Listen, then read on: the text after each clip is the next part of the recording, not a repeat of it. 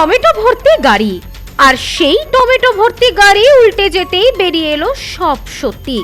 পর্দাফাঁস কয়লা পাচারের।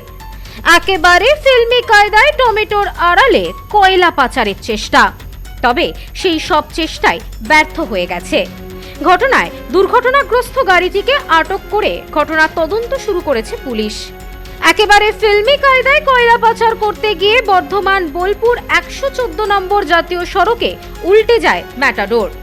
দুর্ঘটনাটি ঘটেছে আউশ গ্রামের গোবিন্দপুরে। খবর পেয়ে ঘটনাস্থলে চলে আসে ঘুষকরা ফাঁড়ির পুলিশ।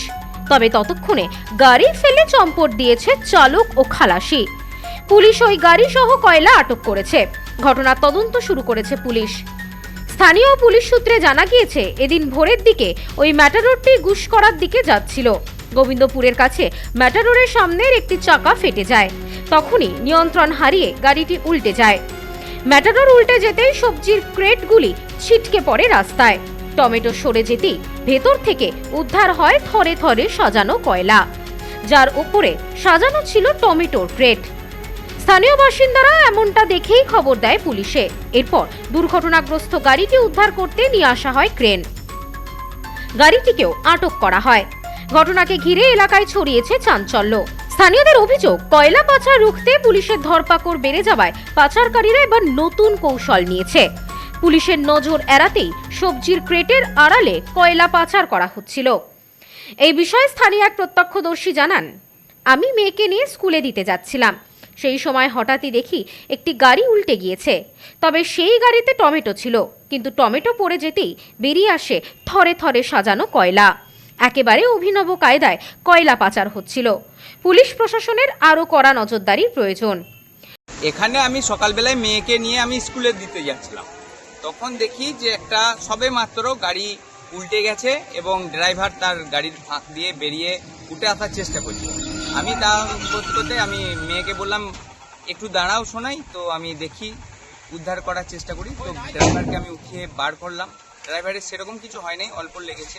আমি গাড়িটাকে পর্যবেক্ষণ করছিলাম, তো দেখলাম যে গাড়িটার পিছনের দিকে টমেটোর সবজি এই ধরনের রয়েছে। তো তারপরে একটু পর ভালো করে লক্ষ্য করতেই দেখা গেল অভিনব কায়দায় ভিতর থেকে প্রচুর কয়লা বের হচ্ছে। এটা গোবিন্দপুর শেফালি মেমোরিয়াল কলেজের সামনে। তো তারপরে আমি দেখলাম যে এইরকম কয়লা বিখ্যাত ব্যাপার, এটা অভিনব কায়দায় কয়লা পাচার হচ্ছে। কিন্তু আমরা সিনেমাতে দেখেছি, পুষ্পা সিনেমায় কিভাবে নানান রকম কাঠ পাচার হতো। তো এই প্রথম দেখলাম আমি এইভাবেই আর কি। তবে চালক ও খালাসির হদিশ পায়নি পুলিশ। এই কয়লা কোথা থেকে আনা হচ্ছিল, কোথায় বা নিয়ে যাওয়া হচ্ছিল তা জানতে ঘটনার তদন্ত শুরু করেছে পুলিশ। Bureau report, news no man's land, Gobindapur.